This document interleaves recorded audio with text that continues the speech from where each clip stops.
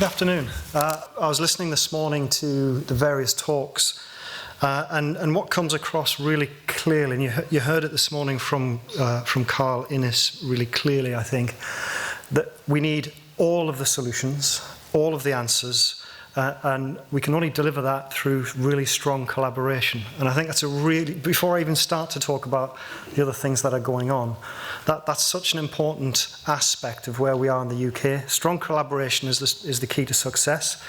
And we need to move away from this siloed thinking of, oh, hydrogen's going to be the answer or electricity's going to be the answer. We need every single tool in the box to tackle what is probably the biggest challenge that not just the UK but globally we've ever faced. And it's important to recognise that whilst 2050 is there as a net zero target, there are some industries where that's going to be hugely challenging. Aviation is a good example, agriculture is another. So we may well see in industries like ours, the energy industry generally, a move towards thinking about how we might hit net negative in order to allow across the entire energy landscape us to hit net zero by that 2050 target, or indeed earlier. And I think the key to some of the activities that we're doing is how fast does the UK wish to travel? How quickly do you want us to deliver this? And some of that is about investing now in the research and the science, and some of it is about policy, and some of it is about markets and technology. So that's a quick introduction. I work for a company called Northern Gas Networks, collaborate very heavily with our friends in Cadent and Scotia Gas Networks and Wales in the West. And my role within the business is all about systems development and energy strategy. So it's thinking about things at a systems level, not necessarily at a component level, albeit that is important. So what's the industry up to? So a quick skip through. And I'm conscious of time, so I'll roll through these things rather quickly. There's a real strong need for strategy. What is our strategy to take us all the way through to 2050?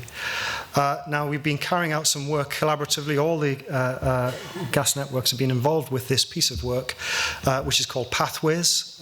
You can look on whichever gas industry website it is, ours or Cadence or any of the others, and you'll see reference to the Pathways project with a company called Navigant.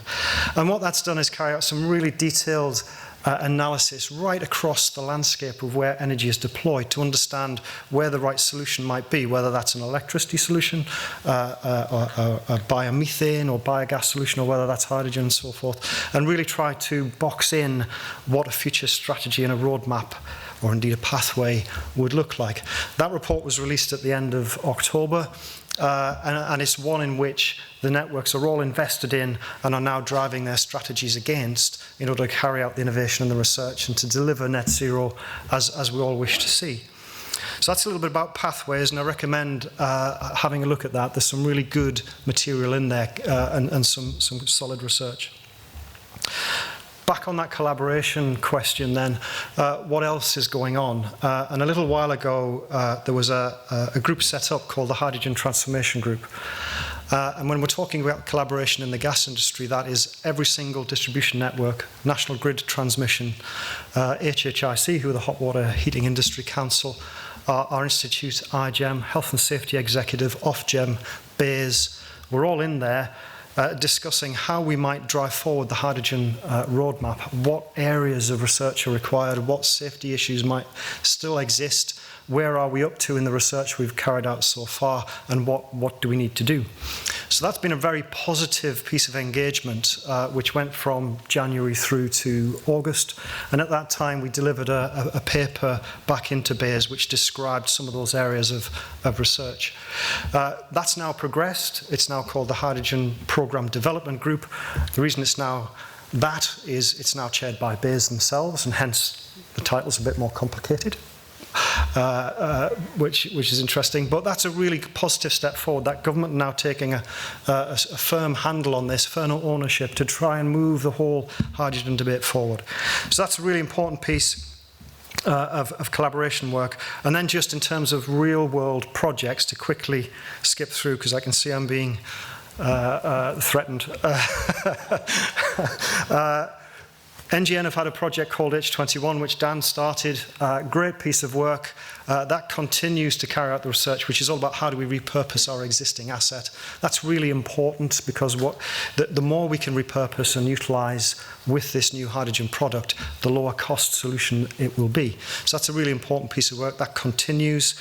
We've heard about high deploy. There are other projects out there. So Scotia Gas Networks have H100, which again is a distributed hydrogen program looking at how you might drive forward that really transitional piece. But interestingly, and as a final closeout, I suppose the final aspect of development, which is really exciting, is the work that's being carried out by the transmission. This project called High NTS.